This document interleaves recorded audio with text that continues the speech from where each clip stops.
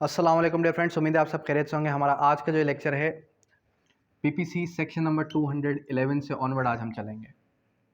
सबसे पहले section number 211 क्या कहता है। 211 जो सेक्शन है वो हमें किस चीज़ के बारे में बताता है, वो बताता है false charge of offence with intent to injure. False charge of offence with intent injure. इसको जब आप रेड विथ करेंगे 182 सेक्शन के साथ, सेक्शन 188 के साथ, 188 पीपीसी के साथ, अब आप क्या करें, अब आप ये दोनों के दोनों सेक्शन खोल के रखें तो आपको ये पता चलेगा कि इन दोनों का जो सब्जेक्ट है वो सेम है। सब्जेक्ट है वो सेम है। किस तरीके से, हमारे पास 188 जो सेक्शन है पीपीसी का, उसको जब हमने ओपन किया तो 188 ने क्या बात की,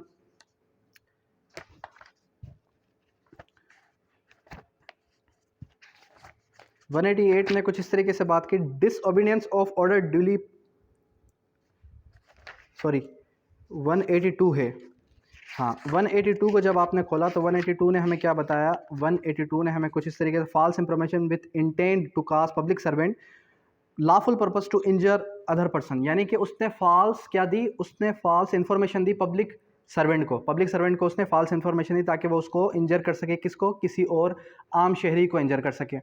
जब हमने 211 खोला तो ये कह रहा है false charge of offence made with intent to injure, मतलब कि किसी शख्स के खिलाफ फॉल्स चार्ज करना। अब वहाँ पर क्या था, वहाँ पर किसी ने इन्फॉर्मेशन गलत दी थी। यहाँ पर क्या है, यहाँ पर इन्फॉर्मेशन देने वाला कोई नहीं है, बल्कि यहाँ पर एक जो है पब्लिक सर्वेंट खुद से कोई क्या करता है, फॉल्स चार्ज, फॉल्स एलिगेशन लगाता है किसी भी एक आम शहरी पर।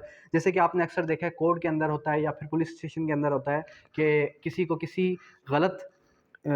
किसी झूठी एफआईआर के अंदर कर दिया जाता है, या फिर वो शख्स तो वो था ही नहीं, अब नाम उसका जुलैद है, मोहम्मद जुलैद है, और उसको जुलैद अहमद करके उसको उठा के ले गए। तो उसकी जो सज़ा है वो कितनी है, with extend to 2 year with fine और बोथ। उसके बाद सेक्शन 212 क्या, हार्बरिंग ऑफेंडर। हार्बरिंग ऑफेंडर के बारे में मैंने आपको बताया था, सेक्शन 212 के अंदर क्या है, हार्बरिंग ऑफेंडर के बारे में।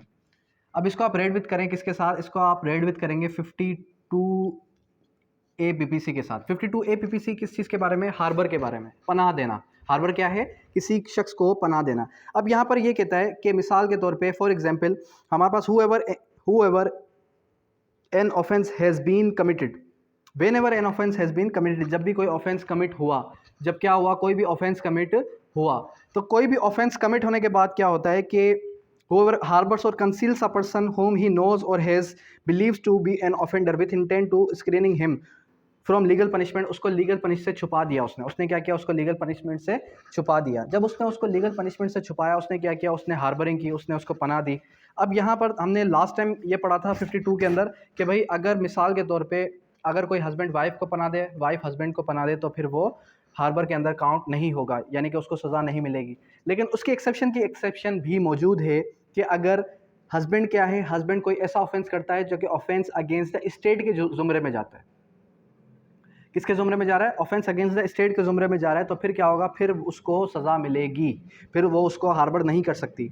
अब यहाँ पर ये कह रहा है कि अब डिफरेंट सर्कमस्टांसेस उसने बताया कि हार्बर करने के अंदर अगर उसकी जो सज़ा है वो है कैपिटल, क्या है, कैपिटल पनिशमेंट।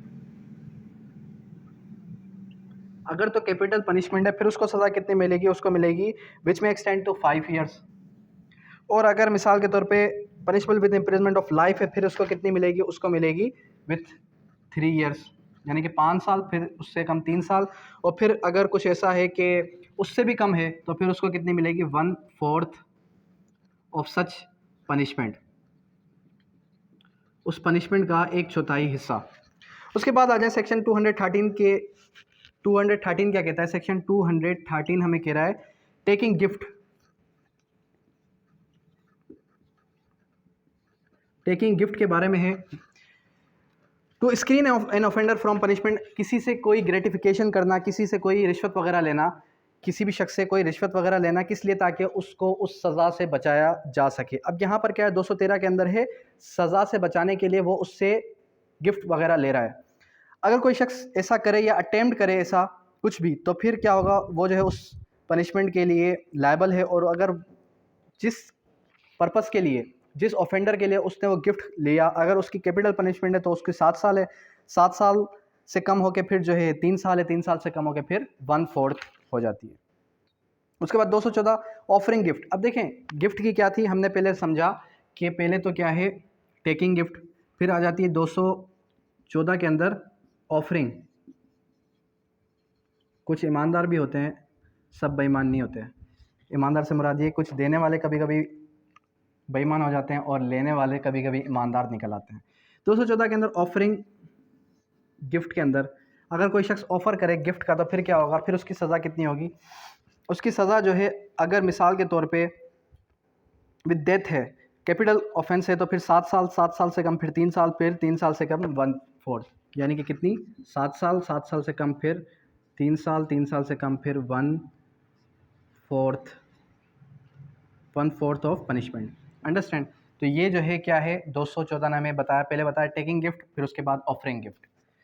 उसके बाद आ जाता है हमारे पास 215 taking gift with the help of recover property. अगर कोई शख्स इस पर्पस के लिए क्या करे, इस पर्पस के लिए गिफ्ट ले, इस पर्पस के लिए गिफ्ट लेता है कि वो उसको प्रॉपर्टी रिकवर करवा के देगा, तो फिर क्या होगा, फिर उसकी जो सज़ा है वो एक्सटेंड हो जाएगी 2 साल विद फाइन और बोथ। उसके बाद 216 harbouring offender who has escaped from custody of whose apprehend from the offender. मतलब कि मिसाल के तौर पे एक हार्बर किया गया, किसी शख्स को पनाह दी गई और वो उससे ही भाग गया। Whenever any person convicted of the charge with an offence being the lawful custody for the offence and escaped from such custody।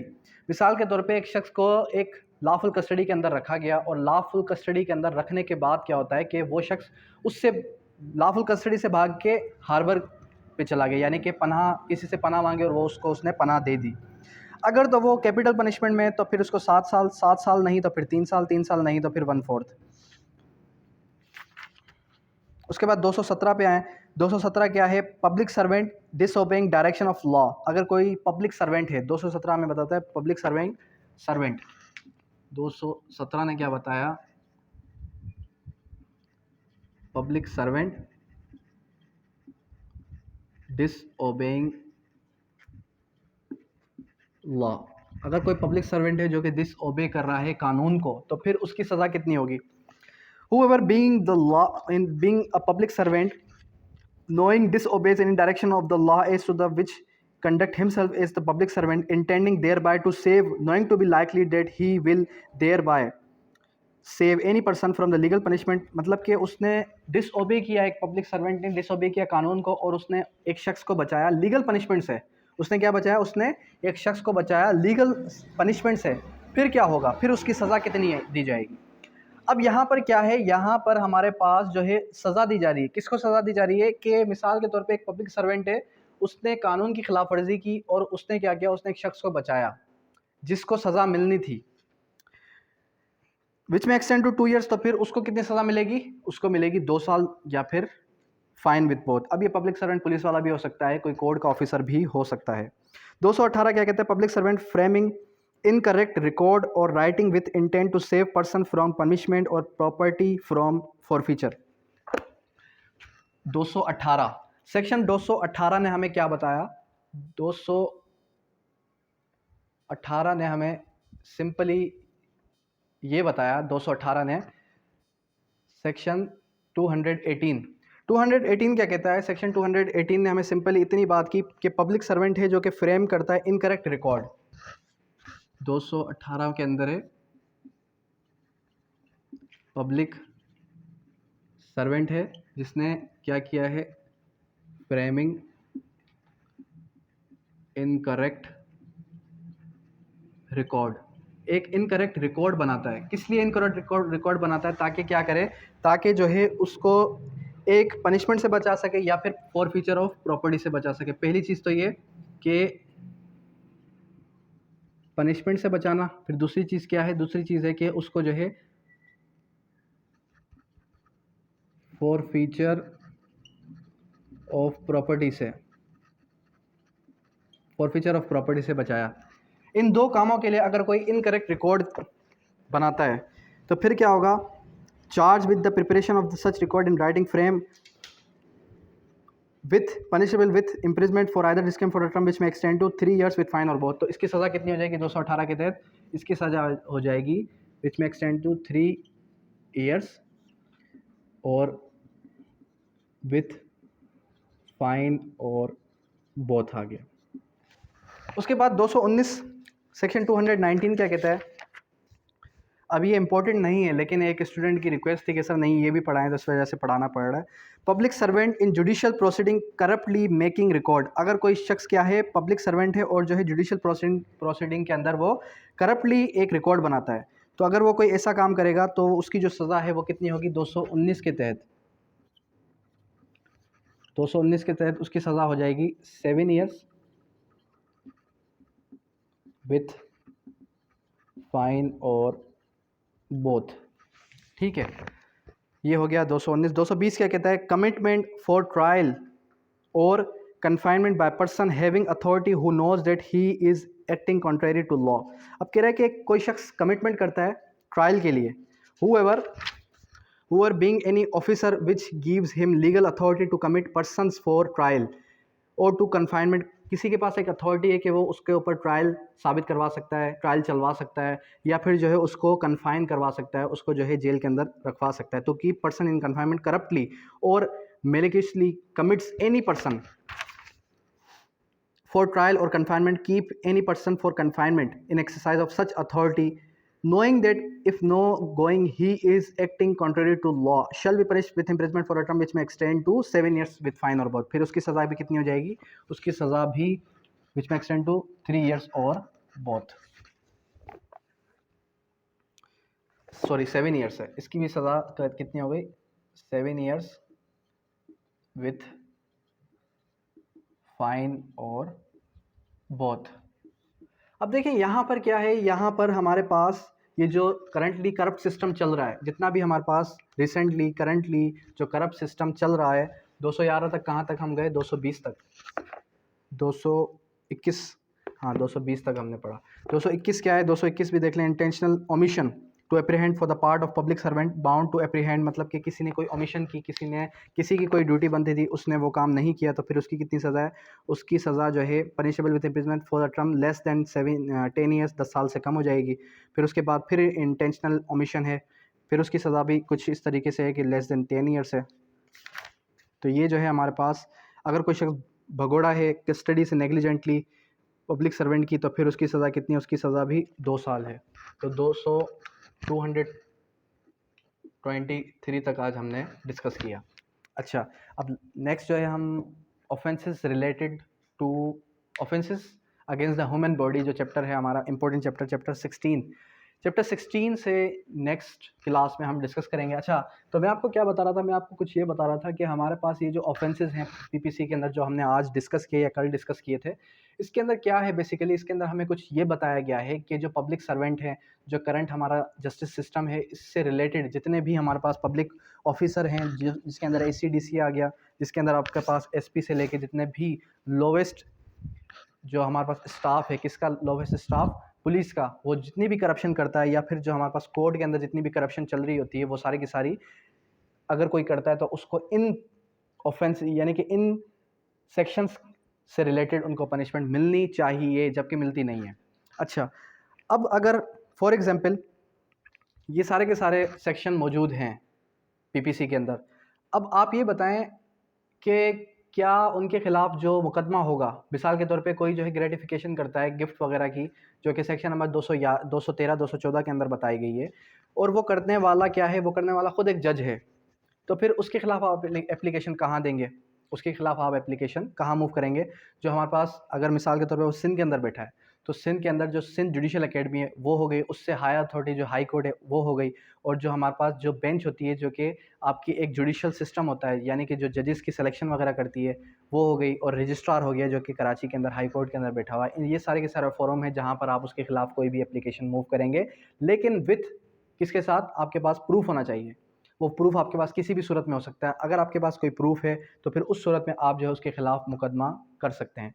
उससे रिलेटेड फिर आप आ जाएँ मिसाल के तौर पे, अगर कोई भी ऐसा जज है, अब अक्सर एडवोकेट्स को ये बात पता होगी कि जितने भी जजेस हैं, अगर वो किसी भी एक सिटीज़न ऑफ पाकिस्तान के साथ मिसबिहेव करते हैं, ठीक है, तो फिर उसके खिलाफ क्या कार्रवाई की जा सकती है और वो कार्रवाई आप किस फोरम पे करेंगे। वो भी ये पर्टिकुलर फोरम ही होंगे जहाँ पर उनकी सिलेक्शन होती है, जहाँ पर उनकी प्रमोशन होती है, और जहाँ पर जिस स्टेज पे, जैसे कि रजिस्ट्रार हो गया, हाई कोर्ट हो गई और जुडिशल अकेडमी हो गई, ये सारे के सारे फोरम हैं।